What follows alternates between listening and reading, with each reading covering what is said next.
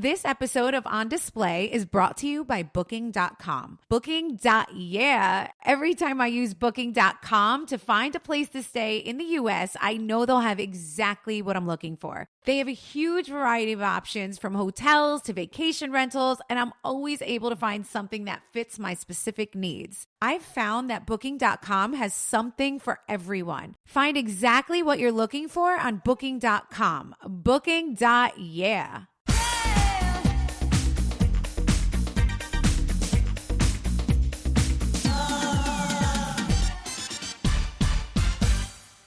Hey guys, welcome to another episode of On Display. I hope you guys had an amazing week. I know that you guys are going to be so in love with this episode today. I know that you say all the time how much you love my health-focused episodes. And today I have someone who is an expert in the field.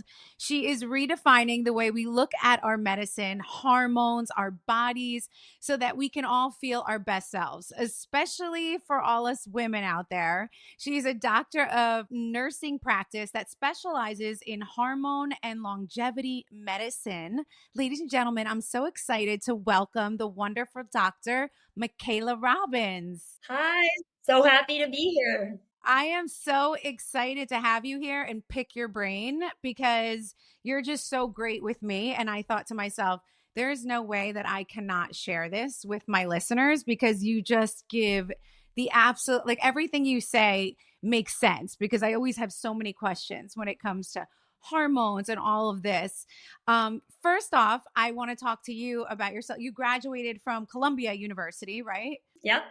I got my bachelor's of nursing there, my master's, and my doctorate. So I did the whole kit and caboodle there. Amazing. So explain to me really like East meets West medicine, because that's what it's all about, right? That's really what you specialize in. Yeah. So the reason I transitioned into my own practice is because I have found that traditional medicine has really failed women and we've become too disease focused. It's, as if we don't feel so great. We're feeling off, especially as we're getting older.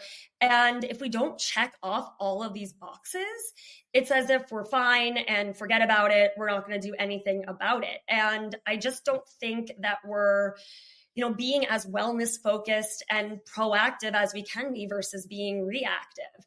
So I just think that medicine needs to be more personalized. But at the same time, functional medicine has to some extent been failing us too.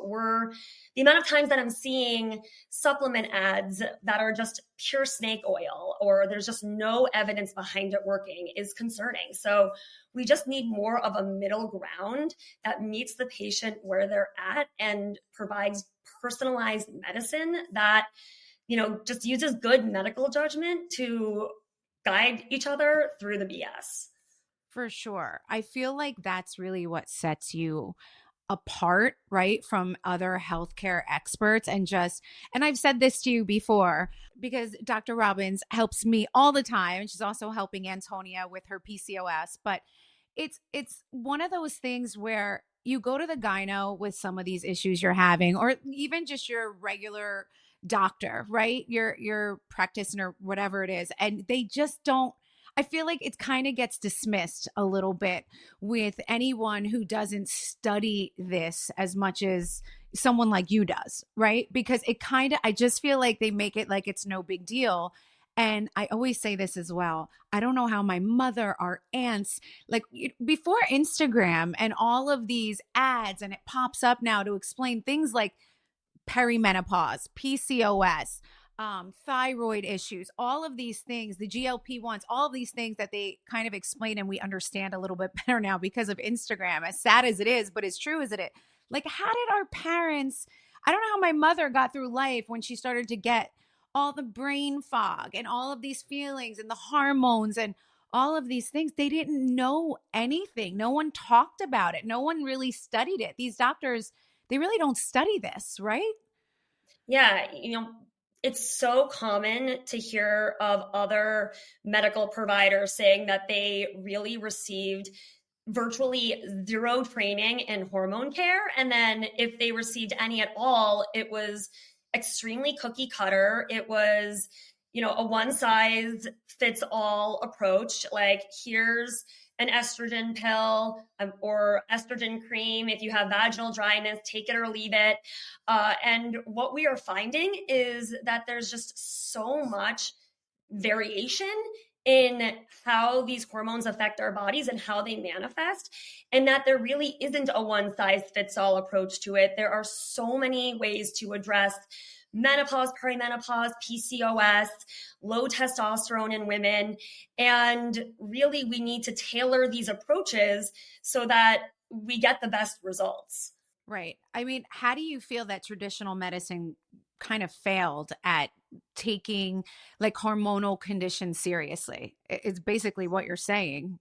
Yeah, I mean, even still, it's interesting because it feels like perimenopause and menopause is having this glow up moment, but we're not talking about all of the other hormones that can happen or shift way before that.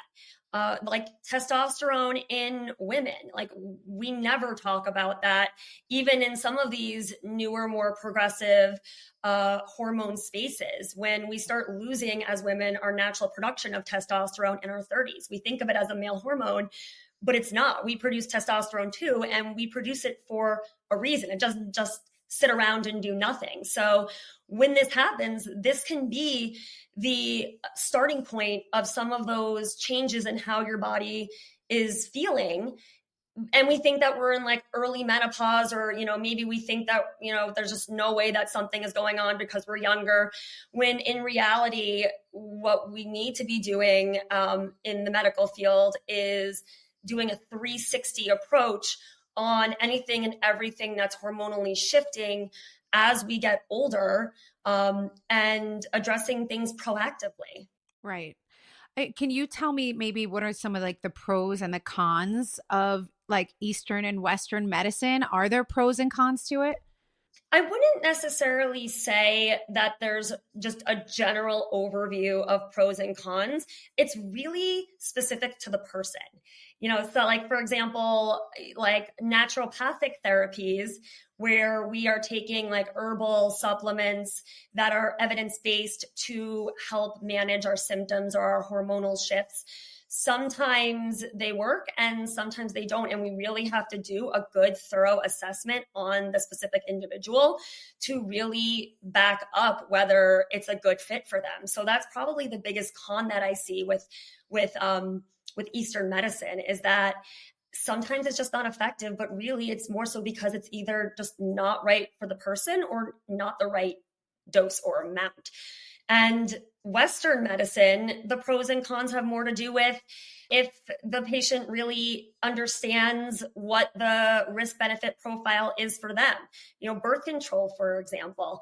Birth control can be an absolutely amazing thing for women, but I think that there's just not enough education in terms of, whether, it makes sense, or whether like it's going to properly achieve the goals that the individual wants.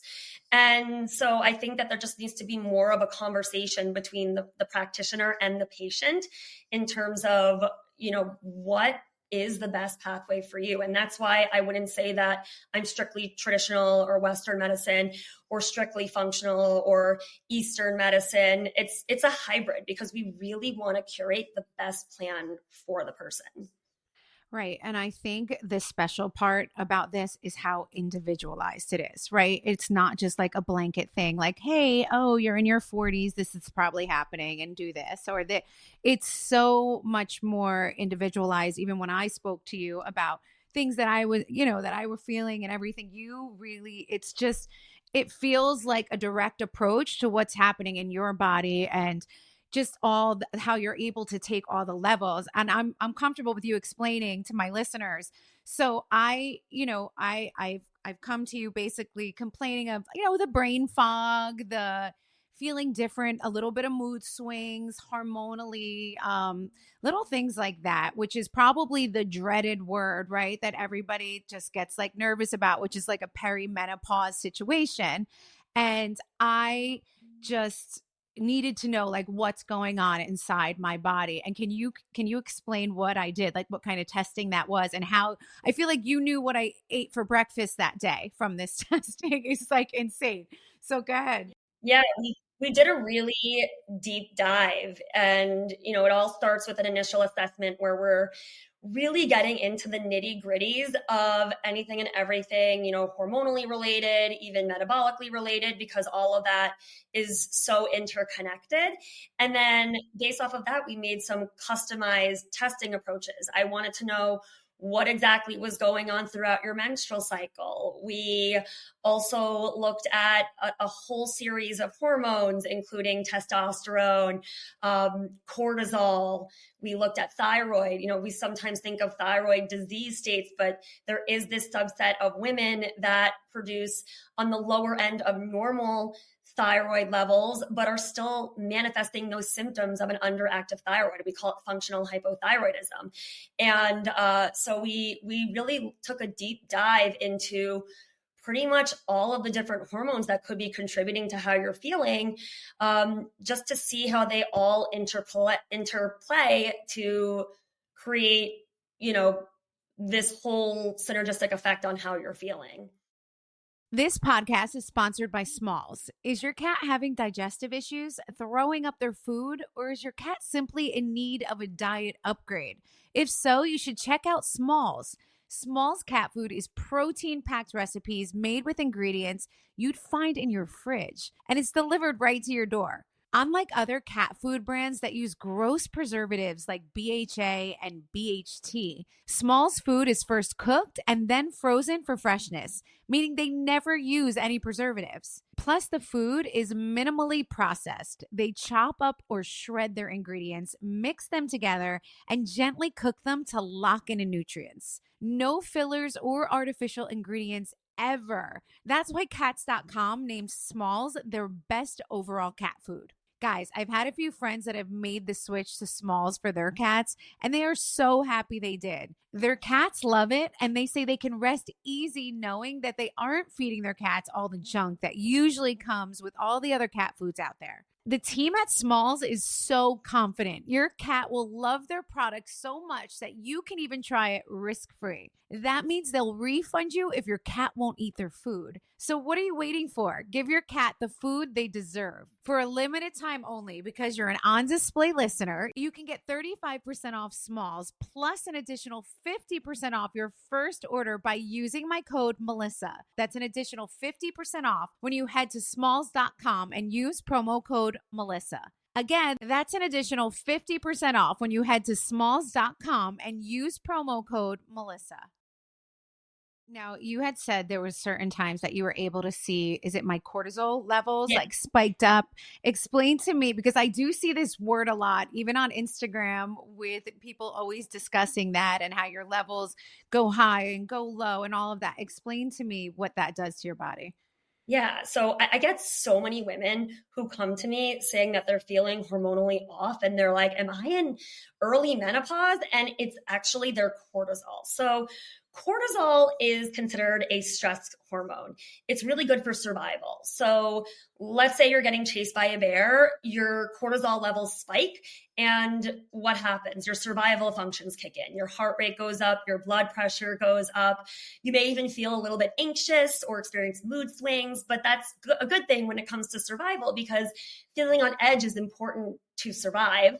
But what else happens? More sugar gets sent into the bloodstream and more fat gets stored as long-term energy. So these are some of those, negative consequences when cortisol is spiked. But what also can happen is that while certain functions for survival start to get activated, some functions that are not so important for survival get suppressed. So your digestion slows down, your immune system slows down, but also your fertility gets suppressed. So when there's a cortisol spike, it tells the body that getting pregnant is not so important. So what happens is your sex hormones get suppressed and it can block them from working. And that's sometimes the reason why women who experience chronic stress whether it's, a breakup, but or just even traveling or being sick, they might notice that their period is a little bit wonky. They even skip their period altogether.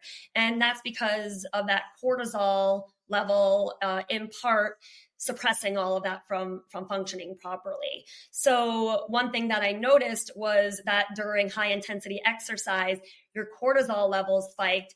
And that's again because you're activating those parts of your body in order to, really get your activity level going. So that's a bad thing when your cortisol level spikes? Is that a bad thing?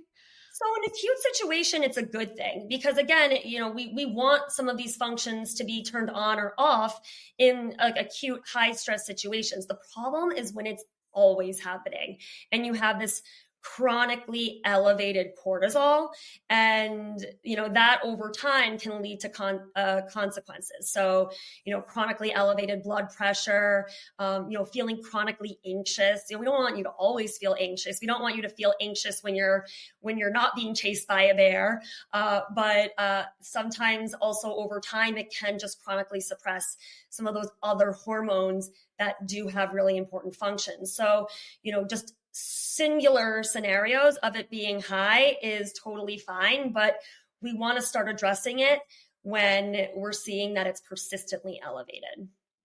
And is that what could cause weight gain and things like that? Is that what ends up happening when it's elevated like that for a long period of time?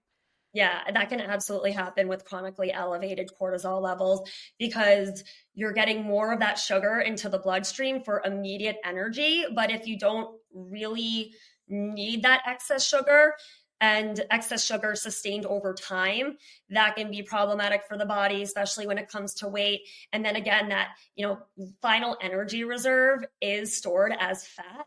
So if you're chronically spiking your cortisol levels, you're chronically holding on to more fat because we use that like if you're in hibernation and you don't know when your next meal is going to be, like sometimes we hold it a little bit more as fat because of that cortisol spike. So definitely cortisol management is something that we want to consider if one of your main concerns is chronic weight gain. Right. So the test that I took basically checks your hormones each day for about 30 days, right? Is that basically what I was doing? Yeah, we're testing your hormone levels, particularly your estrogen and your progesterone throughout your menstrual cycle. We did some other hormone testing with your blood work, but we wanted to really track out what was happening throughout your cycle to see if it follows the expected trajectory. Like, are we seeing that your estrogen is elevating to the correct range around the time of ovulation? Is it plummeting very quickly afterwards? Sometimes that can be related to like mood swings and not feeling so great. Progesterone, we also want to see, rise and fall appropriately as well. And sometimes if we don't see any of these things, then we get concerned about perimenopause, menopause. Sometimes even on the opposite end of the spectrum, we see like estrogen dominance. We oftentimes think that like the only thing that happens with women in estrogen is that we start losing it. But some women, especially some of my younger patients, do just really have an imbalance between estrogen and progesterone. And then that is what is making them not feel so great. So we were looking to see and plot out exactly what was going on, and making sure that it was within what we consider an optimal range. Got it. Well, let me just say this, guys. She said she can tell I'm still ovulating. So I'm able to have more children if I wanted to, but I don't. We're good there. I tied my tubes a long time ago, by the way. Yeah.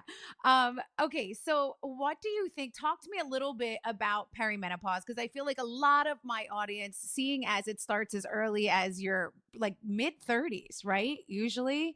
And it can go to mid 40s is where perimenopause kind of enters the building and makes everyone feel all of these feelings. And I swear I'm like, your parents and my aunts, I'm like, how did they not all get divorces? Everyone just gets crazy. Their mood swings. Nobody knows what's happening. And now we're just so much more aware. But what is like the top thing that, your patients come to you and complain about, and they know, and you get a feeling right away. You're like, I know what's happening here. And you can call out perimenopause on that.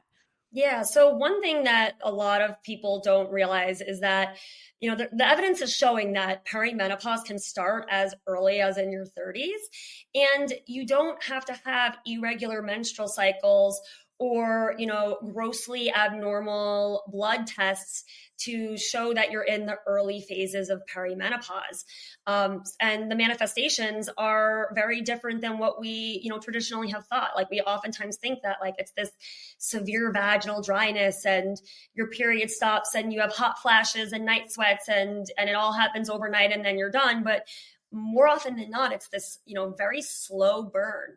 So when people come to me with some of these early signs of perimenopause, a lot of it is about, like the mood changes, sometimes like lack of motivation, a little bit of brain fog. And then of course, as it progresses, we see even like some weight gain, and then, irregular periods, hot flashes, night sweats, and, dryness all over, like not just vaginal dryness, but skin, mouth, nasal mucosa, definitely, a lot more to the picture than what people used to think.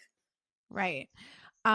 Yeah, for me, what I felt the most was brain fog. Like I didn't have any of this dryness stuff or the sweats. I don't have any of that stuff. I just was feeling very like, my gosh, I can't focus. I can't focus. And like I'm a really hard worker. I am always running around. I'm always juggling a million things. But all of a sudden I was like, my God, I can't focus. And like the fog would just come in. And that was, I would say, one of my biggest complaints. And I guess I would say motivation along with that as well.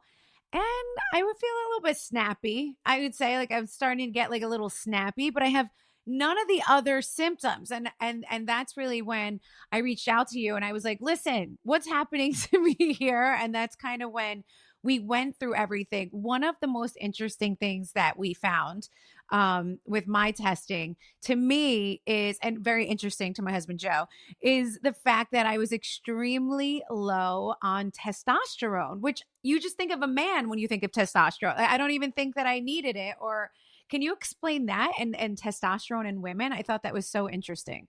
Yeah, it's something that is just not taught in any form of clinical preparation or medical school.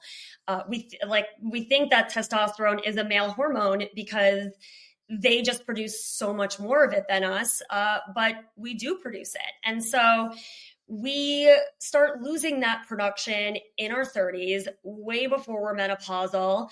And sometimes it can be exacerbated by other factors like cortisol, I mentioned.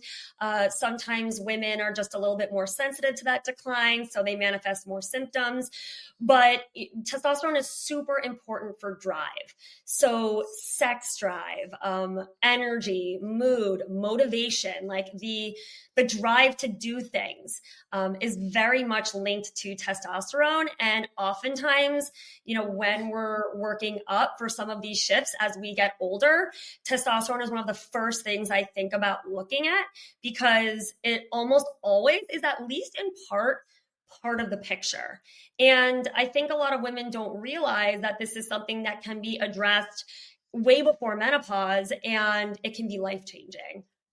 I certainly was shocked when you said that to me. And if you pinpoint it like that, because you said, what is the average number? I forget what you said. It was like the average like number that you should be in with the testosterone level.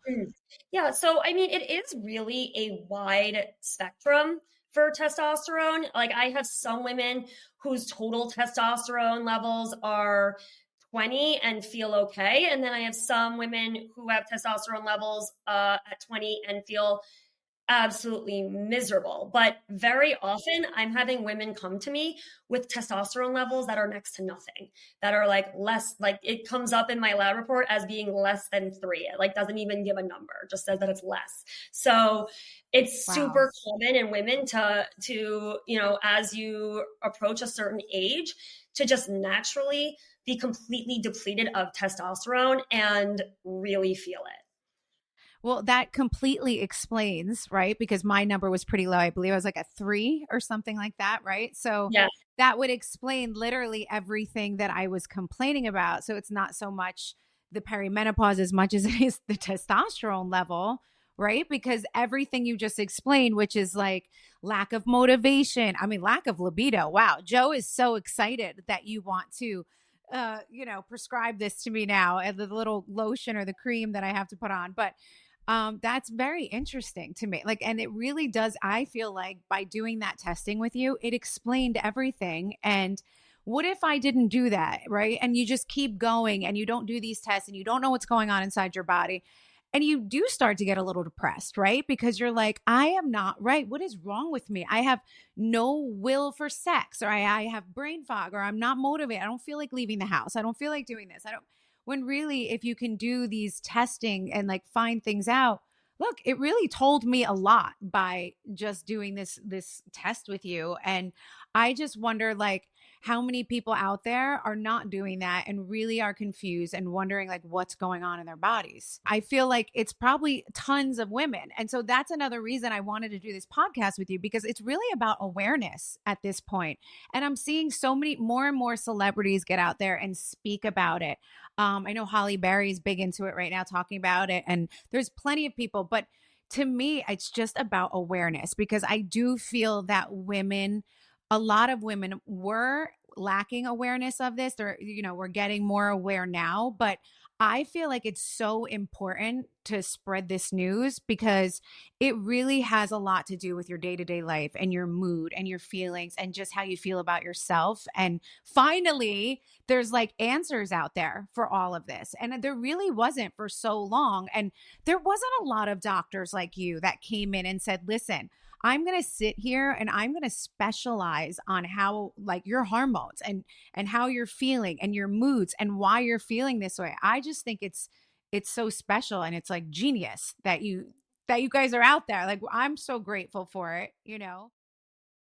One of the hardest parts of getting older is feeling like something's wrong with your body, but not really knowing what. Everything just feels off. And I've come to realize it's not just aging, it's hormones. Women's hormones are so complex, and if anything goes off balance, the whole body suffers. That's why I want to tell you about Happy Mammoth's Hormone Harmony. Hormone Harmony is a herbal formula that fine-tunes the hormonal system like a musician tunes a guitar. It doesn't just help with estrogen, it also helps with stress hormones such as cortisol, a little troublemaker that can contribute to weight gain, among other things. Happy Mammoth, the company that created Hormone Harmony, only uses science-backed ingredients that have been proven to work for women. They make no compromise when it comes to quality, and it shows. The results are so impressive. There's over 40,000 reviews on their website. Women cannot stop talking about it on social media. A bottle of Hormone Harmony is sold every 24 seconds. That's because Hormone Harmony can help with such a wide range of problems. Hot flashes and night sweats, racing thoughts and low moods, poor sleep and lack of energy, and occasional bloating and gas. Yeah, Hormone Harmony can help with all of these things. According to a survey, 86% of women started losing weight. 77 say it improved their mood. And the biggest benefit, 100% of the women surveyed said they're feeling like themselves again. That is priceless. For a limited time, you can get 15% off your entire first order at happymammoth.com. Just use code Melissa at checkout. That's happy, MAMMOTH.com, and use code Melissa for 15% off.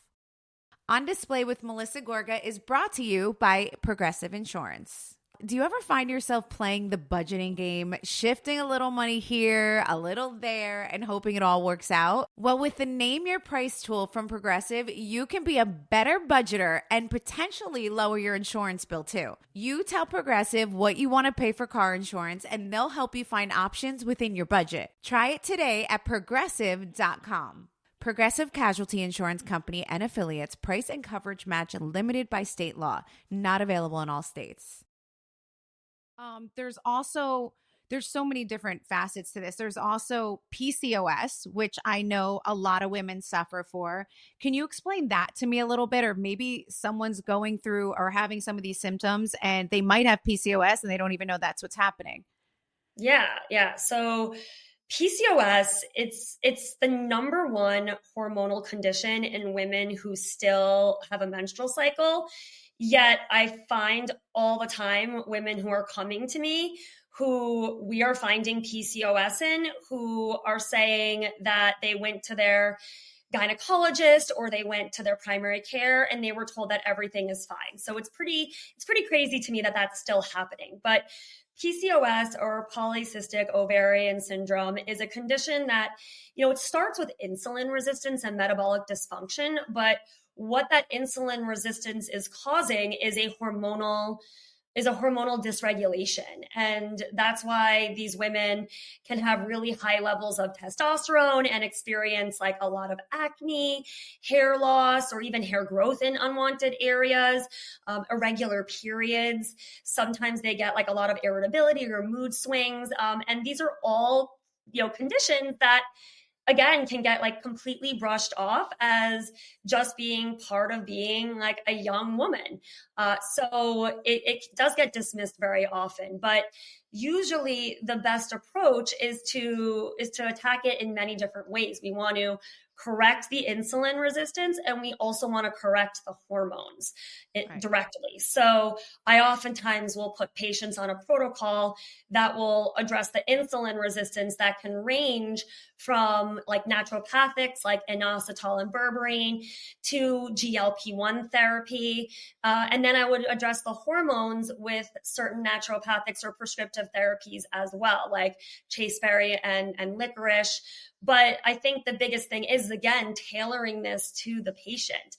I get women with PCOS all the time telling me that all their gynecologist did was just, put them on birth control and send them on their way, or put them on metformin. And I have found that the best results come from attacking this at all angles and not just, masking the symptoms per se. Right. And that's the biggest piece of it, is that it's so like individualized for each person and what their symptoms are and their levels. Do you have any advice for anyone out there that knows is there something in food that could help? Is there certain foods they can eat? What do you generally say for that? Yeah, definitely. We definitely want our PCOS patients to be extremely mindful of their sugar intake just because of that natural insulin resistance. So following like a diet that is well balanced with low healthy carbohydrates paired with fats and protein, but foods that are really good include like cruciferous vegetables like broccoli that can also help with the detoxification of some of these excess hormones. So there's definitely foods that you can eat that will help either re-regulate the hormones or re-regulate the insulin resistance that will in turn help your hormones. Right. I mean, that it's definitely something that we feel Antonia suffers from, and she's working on that now. So I feel like it's very common. We went to where did we go? We were I had to go to her school, and it was like a back to school with the moms and the girls. We were all sitting together, and there had to be at least 4 girls at the table that were talking to Antonia about PCOS and how they have PCOS and little treatments that they do. So it's extremely common. Is that what you said? It's number one. It's the most common. Yeah, the number one hormonal imbalance in women who are cycling and still getting menstrual cycles. Right. Can they grow out of that, or they're never going to grow out of PCOS? It's typically chronic, but it usually does require some sort of chronic management. But sometimes some women with, proper lifestyle and proper management can, control it, but it oftentimes doesn't just naturally go away. But I think it's important to destigmatize hormonal conditions as, being, conditions that are strictly related to, lifestyle, because it really is just a piece of the puzzle. When there is this chronic element to it that is science-based and medical. So we need some medical intervention to control it. And that's okay. Everybody's bodies has, different qualities to it that sometimes need a little bit of fine tuning. And if that means that it can help us live a better, longer life and feel good, then I think that that's wonderful. So I think it's really important to talk about more often than not the benefits of some of these therapies that really have a lot of promising results that come with it. Right. And I think at the end of the day, it's all about feeling your best self with whatever's going on in your body, right? You just want to have the best day possible. So, I mean, with that said, I wanted to ask you a little bit about this. And I know it's probably a little bit out of your field of expertise, but I kind of think it's all related in a way. Mhm. Um, as far as like fertility treatments, what are your thoughts on that? Is there any approaches that you recommend, like, or any hormone tests or treatments that you've heard are Mhm. that are good for helping increase fertility? Yeah. So my approach is, of course, seeing if there's are any imbalances to begin with that are creating barriers for you hormonally. So I would want to do a deep dive into how your hormones are evolving like throughout your cycles, if you are having, expected cycles, ovulating, and then depending on what we see there, we would try to correct the imbalance directly, either through naturopathic therapies or more intensive interventions. I definitely, when we see anything that's, gravely concerning, we do want to work very closely with a fertility specialist to optimize on your care. Because sometimes naturopathic therapies can only go so far. But I think the important thing for women who are concerned about their fertility is to be proactive. Don't wait until your concerns are just taking over your mind. Get the testing that you need. That depends on an assessment, but oftentimes we're just going to do a 360 look at your hormones and what is going on throughout your menstrual cycle, and see if you're over or under producing anything that can be fine tuned. Right. What are your thoughts about acupuncture? What do you feel about that? I love acupuncture for the right person. Depending on what your concerns are, it can be, extremely life changing. Like I'll never forget my first experience with acupuncture. I was going because I think even I was having a cortisol imbalance. Many years ago, and I remember that in the middle of the session, just one spot on my back was getting super hot and activated, and I was like, what's going on? Is the needle lodged in the wrong place? And as I spoke to the acupuncturist, and they even mentioned that area is an area that can get activated by like your nervous system. So it was really crazy to me to see how on point it was. That it always baffles me because Gino, I've seen it. I've never had it myself, but I've given it to my son. He was going to a chiropractor because he's a wrestler and he hurt his back and he's a football player. It's always something with the sports. And nothing seemed to be really helping him. And then we took him for acupuncture. It was like 3 sessions later, he was like, I'm good. My back's fine. I'm going to, and I just thought it's so crazy to me because I just don't, I never could understand like how, it goes into your skin, it touches the nerves, whatever it might be. But to me, it's like, it's pretty crazy how that works. Like to me, that's fantasy. Like, I'm like, wow, it's pretty nuts that that actually works. It sometimes feels like magic. It's right. That's how I looked at it. I felt like it was like magic that it happened. Also, it's great for fertility then too, right? Do you recommend that also?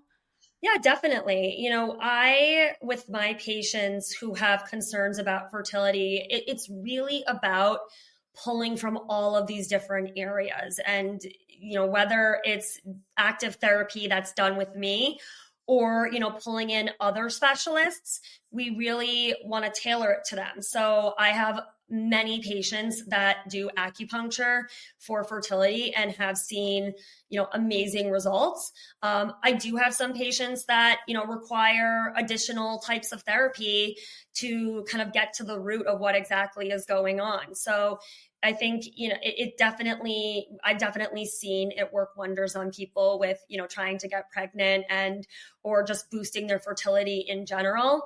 But I always stress doing an initial workup first to, really see what, get a good picture of like what your biomarkers are telling us. And what's going on. I love that you practice what you preach. I mean, you literally practice what you preach from Eastern meets Western medicine right there, right? It's like you do. So you Yeah. believe in it.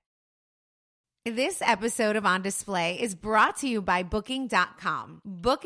Yeah. Every time I use Booking.com to find a place to stay in the US, I know they'll have exactly what I'm looking for. They have a huge variety of options from hotels to vacation rentals, and I'm always able to find something that fits my specific needs. I found that Booking.com has something for everyone. Guys, Joe and I use Booking.com quite often, especially when it comes to just finding a quick getaway for the weekend. It's so easy to find the exact place that you want to stay in.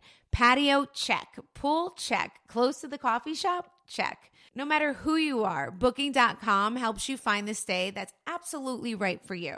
So check them out and find exactly what you're booking for on Booking.com. Booking.yeah. I have way too much free time. Said no one ever. Work, appointments, family, and friends. Life is nonstop. And trying to find a new place on top of all of that, completely overwhelming. That's where apartments.com comes in. If you want to make time for the things you love, but still need to find your next home, apartments.com has tools to make your home search so much easier. And it's all on one site. With 3D virtual tours to get a peek at a rental listing, online tour scheduling, plus the ability to see the exact unit you're interested in and apply for a place with one click, you can handle it all on apartments.com. Make your move from the comfort of anywhere and make more time for you. Join the millions of happy renters and visit apartments.com, the place to find a place. I need to talk to you about something very exciting to me, which I think my listeners want to talk to you about too. And I just started these, guys. Let's talk about NADs for a minute. I have been hesitant and thinking about it and hearing about it. I feel like the Kardashians kind of put it out there to everyone and started taking them, and everyone was hearing like, oh my God, they're a fountain of youth. They keep you young. They rejuvenate you, all of these things. And I'm not going to lie, I was also extremely interested. So when I did ask you about them, I was very excited. And so my listeners know out there, I did just start them. So I will keep you guys up to date with how I feel. I'm just, starting it all. But can you explain NADs a little bit to us? Because to me, they're just the most interesting, the most interesting thing, but I don't really understand how they work. Yeah. So NAD has been trendy for some time, but recently a lot of my patients have been coming asking about it to me. So a lot of athletes and celebrities use it, as you know, and NAD is a coenzyme that's naturally produced in the body, and it serves a lot of functions, especially for energy production and metabolic processes. But what's really cool about it is that it helps with intracellular DNA repair. So as we age, our NAD levels start to decline. And without that additional support, we start experiencing some of the consequences of that, like accelerated aging process, fatigue, cognitive decline, and an increased risk for chronic conditions and even like chronic inflammatory states. So NAD therapy is meant to restore those natural NAD levels and improve on those areas that we may be showing signs that we're deficient in. So why do people call it the fountain of youth? Like, does it make people appear younger, or is it just repairing what's going on inside? So it's a little bit of both. I always say that when we work on the aging process, we're working on the inside out. And I always say that we're slowing down the aging process. I really don't love the anti-aging token that people use on drugs, because we can't anti-age, but we can slow down aspects of aging. And NAD therapy can be utilized for that. So while like the number one results that I see in my patients who do NAD therapy are more, energy, mental clarity, like a pep in their step, or what some people like to call vitality, it definitely can help with some of these other more aesthetic related concerns like skin health and metabolism. But more often than not, it's all about just, feeling younger and feeling that more feeling more energetic, and just, feeling like it is It's almost like looking into the future, that the NAD is going to hopefully, help preserve our health for a little bit longer had we not done NAD therapy. Wow. Yeah, I want to be the Benjamin Button of the crew that just we never grow old, and I want the NADs to just solve all those problems. I'm kidding, but I'm not. Like I actually listen, and I know they're more of an expensive approach, correct? Too. There's something that insurance usually does not cover. Is that right? Yeah, yeah. I mean, and that's the unfortunate thing, is that we're really not good with being supportive when it comes to insurance for a lot of these longevity therapies. You can get NAD in a whole slew of forms, like it comes in a oral supplement, even though that's not really my preferred route because it doesn't have the same bioavailability. But you can also do it as an IV therapy, which is like the other end of the spectrum. But my favorite form of NAD that I prescribe for my patients include the nasal sprays or the self injections, just because the absorption rate is much better and you can do it from home.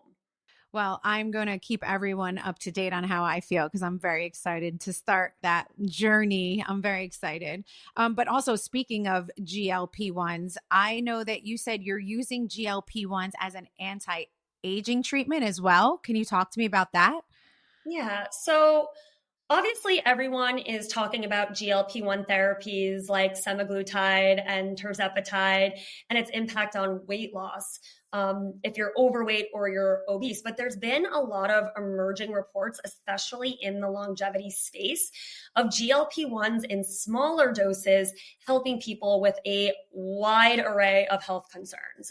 So I talk about this a lot in my mini course on GLP-1 therapy that I taught, but there's this massive amount of people, especially my women, who are experiencing a hormonal shift, like perimenopause, postmenopause, even my younger patients with PCOS, or even my young adults who are experiencing low testosterone, who are stuck in this weird gray area where they are experiencing this hormonal shift and it's causing them to gain weight.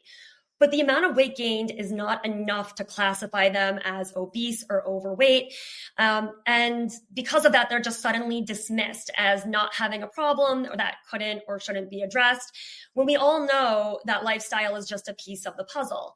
So mild metabolic dysfunction and inflammation is a really real thing that can be addressed. So I have seen microdosed GLP-1s help with what we call mild metabolic dysfunction, with mild weight gain, to even issues outside of that are more, longevity related, including reducing chronic inflammation and pain, to even helping with brain health, to even helping with some of these other sort of symptoms that people experience, especially as they get older, like impulsive behaviors, even addiction to social media. So we're Wow. seeing a lot of utility for microdose GLP-1s. And I've been prescribing it for my patients for some time. They love it and they're seeing really good results on it that are making them to some extent feel young again.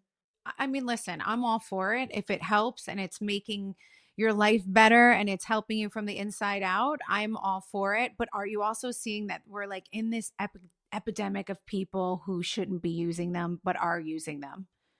Definitely. And I think the important thing to take home is that it's not like it's not a therapy that is touted as being a longevity therapy for everybody.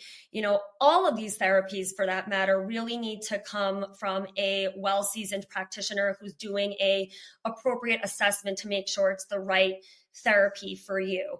That Right. being said, what we are finding is that at these extremely low doses, we are seeing a lot of the benefits that a longevity therapy has, with less of the side effect risks that you sometimes see with traditional dosing of GLP-1 therapies. And that's the thing that we take home from this, is that we're not giving you the same amount that somebody who is on Ozempic for, being significantly overweight is receiving. We're giving them, little tiny bits of the therapy to achieve the results we want while minimizing any of the risks that can be associated with these therapies. So with proper monitoring and proper management, we're seeing these great results, but these things have to be critically used in the right setting and at the right dosing. So it's another type of longevity therapy that we tailor to the patient to make sure it's exactly what their body needs. Wow, of course. Well, listen, this has been so informative today. And I hope all my listeners out there are loving this because I always have so many questions and I can literally listen to you speak all day about all of this. This is the way I am. Like when I want to know something, I need to know detail for detail. I want to know all the parts of it. I want to know everything about it. Okay, so can you let all my listeners know where they can find you out there? Yeah, absolutely. You can find me on Instagram at drrobbins.np and Facebook at EastXWestMed. And you can come to my website at eastxwestmed.com. Beautiful. Ladies, make sure you book your consultation with her. She's pretty amazing and so informative. I've loved my time with you. Thank you so much for coming on display today. And we will see you soon. Great. Absolutely. Thank you. Ciao.